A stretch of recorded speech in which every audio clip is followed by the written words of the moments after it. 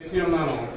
కావున ఆజ్ఞ ఇచ్చినప్పుడు నువ్వు నీతిమంతుడిగా అవ్వబడతావు, తీర్పు తీర్చినప్పుడు నువ్వు నిర్మలుగా అవ్వబడతావు. 51:5 నేను పాపంలో పుట్టినవాడును, పాపంలోనే నా తల్లి నన్ను గర్భమున ధరించాను.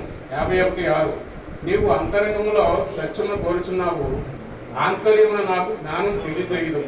51:7 నేను పవిత్రుడగినట్లు ఇస్సోపుతో నా పాపమును పరిహరింపము, హిమం కంటేనూ నేను తెల్లగా ఉండినట్లు నన్ను బాగుగా కడుగుము.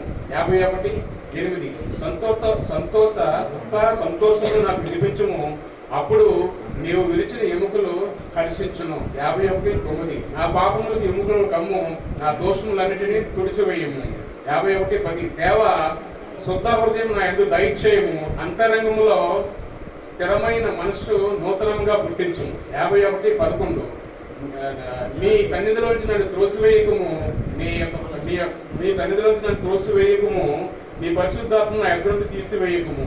51:12 నీ రక్షణ అందము మరలా పుట్టించుము, సమ్మతి గల మనస్సు కలుగజేసి నన్ను దృఢపరచుము. 51:13 అప్పుడు అతిక్రమము చేయు వారికి నీ త్రోవలు బోధించగను, పాపులను నీ కట్టు తిరుగుదు. 51:14 దేవా నా రక్షణకర్త యొక్క దేవా రక్తాపరాధం నుంచి నన్ను విడిపించుము, అప్పుడు నా నాలుక నీ నీతిని ఉత్సాహగానము చేయును.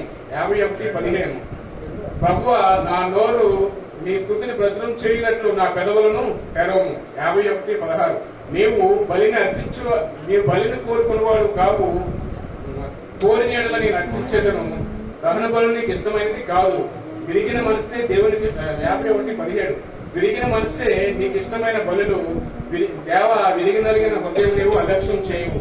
51:18 నీ కటాక్షం చొప్పున సియోనును కరుణించుము, యెరూషలేము యొక్క గోడలను కట్టించుము.